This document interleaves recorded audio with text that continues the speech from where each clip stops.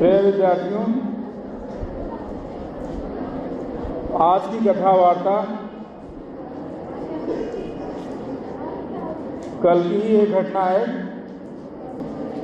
जो सुनाना जरूरी है। आज मौसम भी ऐसा हो गया है कि आपको इसका आनंद आएगा। कल सायं भी मौसम खराब था और जब छुट्टी हुई आप घर चले गए। मैं अभी ऑफिस में बैठा ही था कि एक महिला अपने पुत्र के साथ मेरे ऑफिस में प्रवेश करती हैं।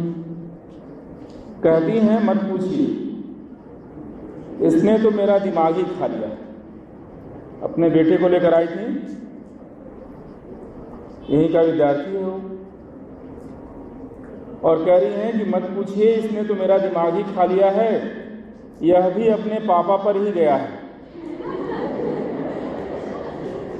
मैं इसे स्कूल से घर ले जाने आई थी, सोचा कहीं भीग गया तो तबीयत खराब हो सकती है, इसलिए लेने आना जरूरी था। जैसे ही मैं इसे लेकर के गेट तक पहुंची थी, तब तक यह कह रहा था कि आज स्कूल में लेट गया था। क्या बोला वो लड़का? गेट पर जिस लेकर पहुंची, घर जा रही हैं तो अपनी मम्मी से स्कूल की गतिविधि बता रहा है कि आज स्कूल में लेट गया था और मेरे कक्षाध्यापक ने मुझ पर 50 रुपये का दंड लगाया है। कल जमा करना होगा और नहीं जमा हुआ तो सजा मिलेगी। उसकी माँ ने कहा कि अब देखिए ना, इसके पापा भी इसी स्कूल में पढ़े हैं। अरे भाई, कोई गलत बात तो है नहीं। उन्होंने कहा, अब देखिए ना, इसके पापा भी इसी स्कूल में पढ़े हैं और उनका भी यही हाल रहा है। वे भी जब भी जहां गए बस लेट गए। अब आप ही बताइए, उनकी तो कोई बात नहीं। यदि यह भी वैसा ही करेगा तो कैसे काम चलेगा? इसे लेटने की क्या जरूरत है? पहले तो उनकी बात मेरे समझ में नहीं आई, कहना क्या चाहती हैं। मैंने उस बच्चे से ही पूछा कि तुम लेट क्यों हुए? उसने कहा, पापा जी स्कूल छोड़ने आए थे, उन्हीं से रास्ते में कोई मिल गया था, उससे बात करने लगे और स्कूल पहुंचने में विलंब हो गया। मैंने कहा, चल करके प्रिंसिपल सर से कह दीजिए। तो उन्होंने कहा, देख नहीं रहे हो, प्रिंसिपल सर वहीं पोर्च में खड़े हैं, मैं नहीं जा सकता। अब क्यों नहीं जा सकते हो? तुमको पता ही होगा, पुराने दिन उनको याद आ रहे होंगे, कैसे आए बेचारे। और ऐसे भी मुझको ऑफिस के लिए लेट हो रहा है, तुम धीरे से चले जाओ। तो उस लड़के ने कहा, मैं आया, जैसे ही बैग लिए हुए क्लास की ओर बढ़ ही रहा था कि क्लास टीचर ने पकड़ लिया और कहा, तुम्हारा रोज का यही काम है, एक दिन भी स्कूल समय से नहीं आते हो, तो जान लो, अगर कल फाइन लेकर नहीं आए तो तुम्हारी खैर नहीं। वही मैं मम्मी से कह रहा था कि आज स्कूल में लेट गया था, क्लास टीचर ने फाइन लगा दिया है और जमा करना होगा। मैंने उन्हें समझा बुझा करके कि स्कूल से समय से भेजा करिए, कोई ऐसी व्यवस्था करिए कि बच्चा स्कूल से समय से पहुंच जाए, नहीं तो दिक्कत तो है ही। उनको भेजा मैं कि जाइए, कल से इसका ध्यान रखिएगा। प्रिय विद्यार्थी, कुछ समझ में आया? नहीं आया समझ में? अरे आप तो विद्वान हैं। बात यहाँ है, बच्चे ने कहा कि स्कूल में लेट गया। क्या कहा? कि स्कूल में लेट गया, यानी स्कूल पहुंचने में लेट हो गया। और मम्मी ने क्या समझा कि स्कूल में जाकर के लेट गया, इसलिए फाइन लगा। उसने कहा स्कूल में लेट गया और मम्मी ले जाने की जल्दी में थी, पानी गिर रहा था, उसने समझा कि स्कूल में जाकर लेट गया, इस कारण फाइन लगा है। तो बात तो कोई विशेष नहीं है। ऐसा उसी महिला के साथ नहीं, हमारे साथ भी, तुम्हारे साथ भी है। कुछ न कुछ हम सभी के साथ ऐसा ही है। हम सभी कहाँ सुनने वाले हैं? हम कहाँ सुनना चाहते हैं? क्यों सुने? इतना न तो हमारे पास समय होता है, न ही धैर्य। जो मन में आता है सुन लेते हैं और करना तो अपनी वाली है। लाख चिल्लाते रहें प्रिंसिपल सर या क्लास टीचर चिल्लाते रहें, सब्जेक्ट टीचर बोलते रहें, लेकिन असर कुछ भी नहीं होना है। तो जब अपनी वाली ही करनी है तो फिर कोई बात नहीं, और नहीं तो अब तुम ही बताओ, जब सुनोगे नहीं तो गुनोगे कैसे, समझोगे कैसे और करोगे कैसे? और यही कारण है सारी उलट पलट का, सारी कठिनाइयों का, सारी दिक्कतों का, कि और वह भी तुम्हारी स्वयं की संरचना है, तुम्हारा स्वयं का तैयार किया हुआ चक्रव्यूह है, और उसमें फंस भी तुम ही रहे हो। नहीं तो ईश्वर ने तुम्हारे अंदर कौन सी शक्ति नहीं दी है? सब कुछ तो दिया है, बस तुम उसका कितना उपयोग कर पाते हो यह तो तुम्हारे ऊपर ही निर्भर करता है। अब बताओ, तुम्हारे पास 5 ज्ञानेंद्रियां और 5 कर्मेंद्रियां हैं। जानते हो ज्ञानेंद्रियां कौन कौन सी हैं? पहला बताइए। आँख, चलो 1 हुआ। कान 2 हुआ। नाक की तो बड़ी चिंता है, तीसरे नंबर पे चलो नाक 3 हुआ। चौथा नाक, कान और अच्छा जीभ, जीवा, ठीक ठीक, बहुत मतलब का है। और त्वचा। तुम लोग तो बड़े विद्वान हो जी, हम समझ रहे थे कि हमको बताना पड़ेगा, तुम्हें बता दिए। तो ये है तुम्हारी 5 ज्ञानेंद्रियां, आँख, कान, नाक, जीवा और त्वचा। और कर्मेंद्रियां हाथ, पैर, मुंह और उत्सर्जन द्वार।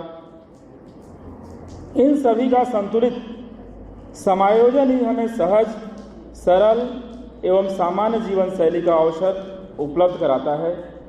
जब भी हम इनमें से किसी को इग्नोर करते हैं या किसी अन्य पर ज़्यादा निर्भर होते हैं, कठिनाई उत्पन्न हो जाती है।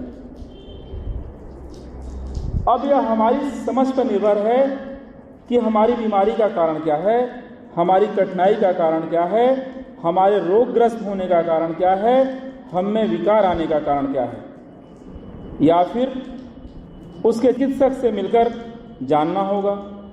तो यह तो जान लो, चिकित्सक से मिलकर जानना बहुत मुश्किल काम है, क्योंकि यह चिकित्सक के बस का है भी नहीं, क्योंकि वह स्वयं ही अपनी चिकित्सा नहीं कर पाता है। इसे हमें स्वयं समझना होगा। यहाँ हमें अपना चिकित्सक स्वयं बनना होगा। प्रिय विद्यार्थियों, हमारी जो भी ज्ञानेंद्रियाँ हैं सभी का अपना अपना अलग अलग विशिष्ट महत्व है। उनकी अपनी उपयोगिता है। हम उनमें से किसी को भी इग्नोर नहीं कर सकते, उपेक्षित नहीं छोड़ सकते, और छोड़ेंगे तो उसी महिला का हाल होगा जो मेरे पास यह शिकायत लेकर आई थी कि उनका बेटा स्कूल में लेट गया।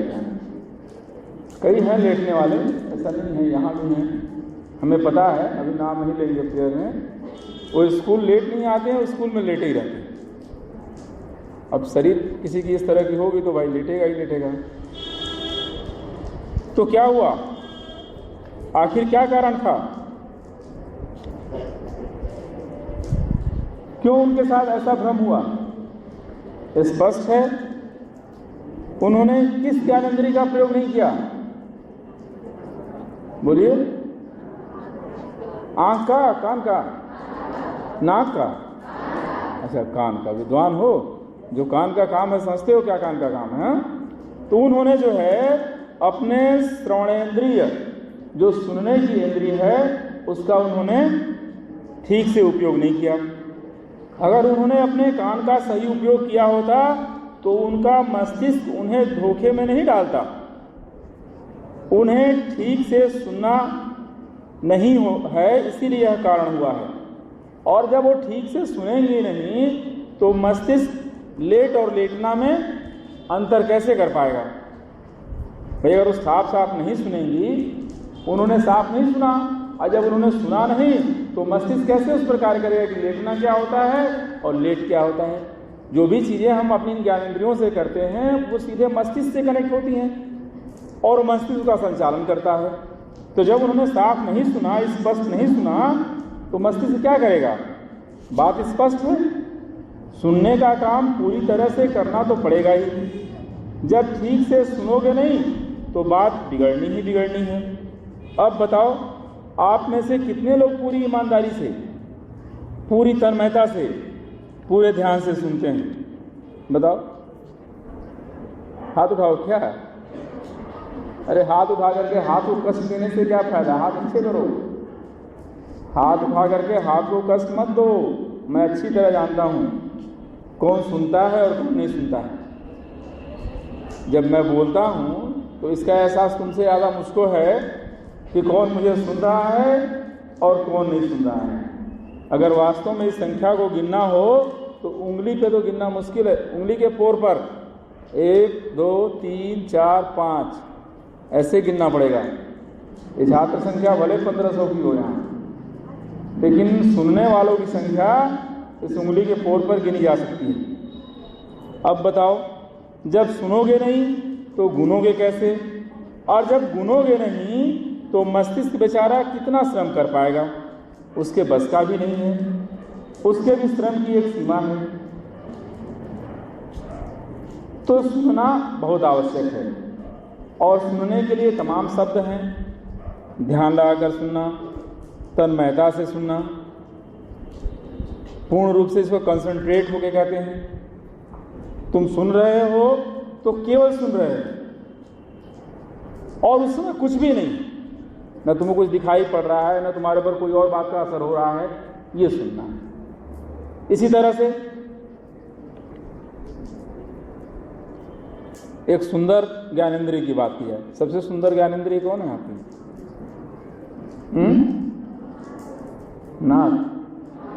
देखो उधर से आवाज आ रही, नाक। बड़ी चिंता रहती है सबको नाक की। मेरा नाक टेढ़ा है, मेरा नाक चपटा है, मेरा नाक ऊंचा है, मेरा नाक छोटा है, मेरा नाक बहुत बड़ा है, मेरा नाक चपटा है, मेरा नाक भौंदा है। कैसा कैसा नाक है? सबसे ज़्यादा चिंता आपको नाक की रहती है। चलो छोड़ो, चिंता मत करो। नाक चाहे तुम्हारे जैसा भी हो, लेकिन उसकी विशेषता, उसका महत्व और उसकी सेंसिटिविटी, उसकी ग्रहण क्षमता, किस प्राणी के नाक की ग्रहण क्षमता सबसे अधिक होती है? बताओ, बोलो। तुमसे ज्यादा भी ना किसकी है? सामान्य हम लोग के बीच रहता है कुत्ता। उसके नाक के सूंघने की जो क्षमता है वो सभी प्राणियों में सबसे अधिक है। अब वो तो नहीं देखता कि मेरा नाक सुंदर है कि नहीं सुंदर है। भाई उसके कार्य से मतलब है। तो आप ये चिंता छोड़ दीजिए कि आपकी नाक टेढ़ी है, मेढ़ी है, कैसी है, ये अलग बात है। लेकिन नाक की जो महत्व है, उसकी जो सुग्राह्यता है, वो इस बात पर निर्भर है कि वो उसकी कितनी सेंसिटिविटी है। कहा भी गया है, क्या कहा गया है? नाक न हो तो डैश डैश डैश। नाक का इतना महत्व है कि नाक न हो तो इतनी दिक्कत आ जाएगी। तो जरा सोचो, इस नाक के महत्व को कहने की क्या आवश्यकता है? ये हमारी एक इंद्रिय है। अब आओ जीवा पर। हाँ, सुनते ही पानी आ गया मुंह में, आ ही जाएगा। वाह, मजा आ गया। क्यों? सही बात है ना? मुंह में पानी आया कि मजा आ गया। बड़ा आनंद, खूब आनंद आया। किस बात से?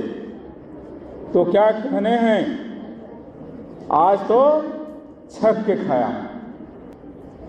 क्यों खाया? क्योंकि बड़ा स्वादिष्ट भोजन बना था। किसका काम है? जीवा, स्वादेंद्रिय। स्वाद मिला और जितना खाते हैं उसका 10 गुना खा लिया, फिर मेरे पास आ गए। जानते हो क्यों आए? अभी मैं क्यों बताऊं।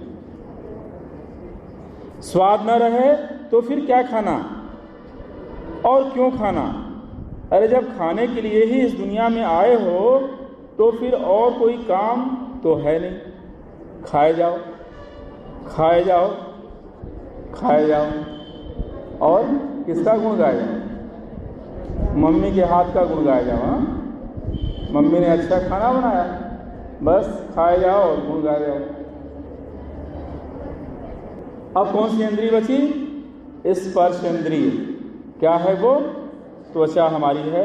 महसूसना इसका प्रथम गुण है। जो कुछ भी हम आत्मसात करते हैं उसके पूर्व उसे महसूस करते हैं। यह महसूसना चाहे जिस कोटि का हो, त्वचा के माध्यम से ही संभव है। बच्चे को नहीं पता है आग से जल जाएगा और वह आग को पकड़ता है। माँ मना करती है जल जाएगा, क्योंकि उसने इस बात को महसूस किया है कि आग को छूने से जल जाएगा। बच्चे को ये बात पता नहीं होती और वो आग को छूना चाहता है। ये त्वचा का काम, स्पर्श इंद्रिय का काम। अब कौन सी इंद्रिय बची? दृश्य इंद्रिय, जिससे आप देखते हैं, अर्थात आँख। तो सबसे अंत में इसकी बात क्यों हो रही है? क्योंकि यह सबसे महत्वपूर्ण ज्ञान इंद्रिय है। ये जो है हमारे अंदर जितना भी ऊर्जा संचय है या जितनी ऊर्जा है जिसका उपयोग हम करते हैं अपने दैनंदिनी में, दिनचर्या में, जीवनचर्या में, उसमें से 80% ऊर्जा वो आँख के द्वारा खर्च होती है। सोच लीजिए आँख की सेंसिटिविटी कितनी है। जितनी भी हमारी इंद्रियां हैं उनके साथ जितनी ऊर्जा का खर्च होता है, अगर इसको छोड़ दिया जाए तो उधर केवल 20% ऊर्जा उनके द्वारा खर्च होती है और 80% ऊर्जा अकेले हमारे आँख के द्वारा खर्च होती है, आँख से होकर बहती है। और यही कारण है कि आँखें बहुत महत्वपूर्ण हैं। अगर कोई अंधा है तो समझो उसने अपनी 80% ऊर्जा का संचय कर लिया है। अब वह उसे कैसे उपयोग में लाता है? तुमने सुना है? शूर अर्थात अंधे जी को क्या कहते हैं? सूर कहते हैं ना। अगर सूर ने अपनी प्रज्ञा जागृत कर ली तो उसको क्या कहेंगे हम? प्रज्ञा चक्षु कहते हैं। सूर जिस चीज को देखता है वो किससे देखता है? अपने प्रज्ञा चक्षु से देखता है। कहा भी जाता है कि अगर सूर की प्रज्ञा जाग गई तो वो क्या हो गया? सूरदास हो गया। सूरदास के साथ क्या था? उनकी आंखें नहीं थी, वो अंधे थे।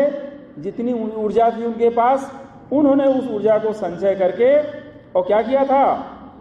उससे उन्होंने आंतरिक जगत का बोध प्राप्त कर लिया था। और इसीलिए सूरदास जो है वो प्रज्ञा चक्षु बने, सूर से सूरदास हो गए। एक और उदाहरण है, आप दान भी रहे होंगे इस चीज को। हस्तिनापुर की महारानी कौन? गांधारी। गांधारी के पास आंखें थी। उन्होंने क्या किया? उनके पति अंधे थे तो उन्होंने अपनी आंखों पर पट्टी बांध दी। इस तरह से क्या किया उन्होंने उस 80% ऊर्जा का संचय करना शुरू कर दिया। नहीं किया? भाई जब वो देखेंगी नहीं, आंख खोलेंगी नहीं, तो आंख से ऊर्जा कहां से निकलेगी? उत्सर्जित नहीं होगी। वो 80% ऊर्जा उन्होंने संचय कर लिया। और जब समय आया उसका उपयोग करने का, उनको बताया गया कि आप इस ऊर्जा का किसी भी रूप में उपयोग कर सकती हैं। तो उनको इसके उपयोग की क्या जरूरत थी? अपने पुत्र को क्या किया उन्होंने? वज्र बनाने के लिए उस ऊर्जा का उपयोग किया। और जैसे ही आंख खोली, उन्होंने देखा अपने पुत्र को, तो उसका शरीर वज्र का हो गया। दूसरा उदाहरण देने की क्या जरूरत है आपको? आंख की जो ऊर्जा है वो सोचिए कितनी शक्तिशाली ऊर्जा है, क्योंकि सारे संकलन का, टोटलिटी का जो है 80% ऊर्जा जो है आपके आंख से विसर्जित होती है। बहुत उदाहरण है इसके। यह भी जान लीजिए आंख के बारे में क्या कहा गया है। 1000 शब्द अगर आप सुनते हैं, ठीक, 1000 शब्द, और उस शब्द को अगर आप चित्र में पिरो देते हैं, समझ रहे हैं, 1000 शब्दों को अगर आप चित्र में पिरोते हैं, चित्र में पिरोने का मतलब क्या है, उस 1000 शब्दों पर अगर कोई आप चित्र बनाते हैं तो 1000 शब्द सुनना या 1 सेकेंड उस चित्र पर नजर डालना, दोनों बराबर है। सोचिए आंख की शक्ति क्या है। 1000 शब्द को सुनना यानी कान के माध्यम से 1000 शब्द सुन रहे हैं, और उस 1000 शब्दों को अगर आप चित्र में परिवर्तित कर रहे हैं तो आंख 1 सेकेंड देख करके 1000 शब्दों के बराबर अर्थ ले लेती है। उससे बड़ा उदाहरण देखिए आंख की शक्ति के बारे में। किसी को आंख तरेरते हैं, क्या लगता है, बिना कहे उसको खा जाएंगे। कहना और सुनना अलग अलग बात है। आंख से ही लगेगा कि बस खा ही तो गए उसको, और उसके पीछे कितना इतिहास हुआ। प्रिय विद्यार्थी, हमारा यह शरीर बहुत अद्भुत और आश्चर्यजनक रचना है। इसका सही और समुचित उपयोग ही हमें मानव से महामानव बना देता है।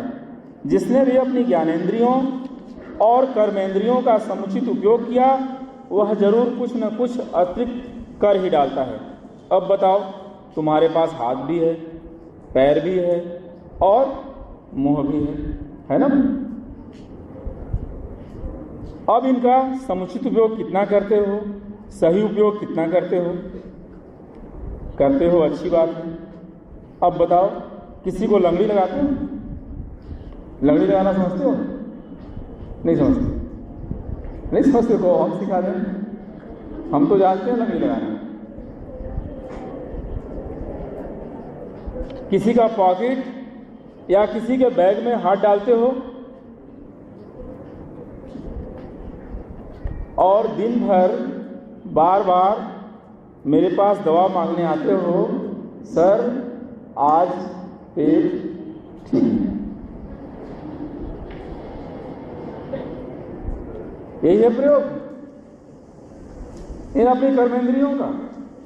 किसी को लंगड़ी लगाने के लिए हो, किसी का बैग चेक करने के लिए हो, और फिर हमसे रोज दवा मांगने आने के लिए कि आज पेट ठीक नहीं, या और भी कुछ काम है तुम्हारे पास, या इसी को तुम समुचित उपयोग करना चाहते हो, कहना चाहते हो। खैर छोड़ो, तो यह जान लो कि ईश्वर की बनाई गई इस अद्भुत और आश्चर्यजनक काया के रूप में तुम्हारे अंदर जो मनुष्य है, अगर तुम अपने को मनुष्य मानते हो तो तुम्हें इस काया का सही और समुचित प्रयोग करना सीखना होगा। अपनी इन ज्ञानेंद्रियों का सही इस्तेमाल सीखना होगा। नहीं सीखोगे, नहीं करोगे तो मनुष्य होने का तुम्हारे लिए कोई अर्थ नहीं है। मनुष्य के बाद की जो श्रेणी है वह भी ठीक है, क्योंकि जो तुम्हें मिला है उसका तुम उपयोग नहीं कर सकते, तो फिर किस काम के हो तुम, किस लिए हो? मेरा मानना है कि तुम बहुत महत्वपूर्ण हो, तुम बहुत काम के हो, तुम्हारा बहुत अर्थ है, तुम्हारा बहुत महत्व है। तुम इसको समझोगे और करोगे। प्रिय विद्यार्थियों, आप इस दिशा में लगे रहेंगे, आप सफल हो रहे हैं, आप सफल होते रहेंगे, आप सफल हैं। धन्यवाद।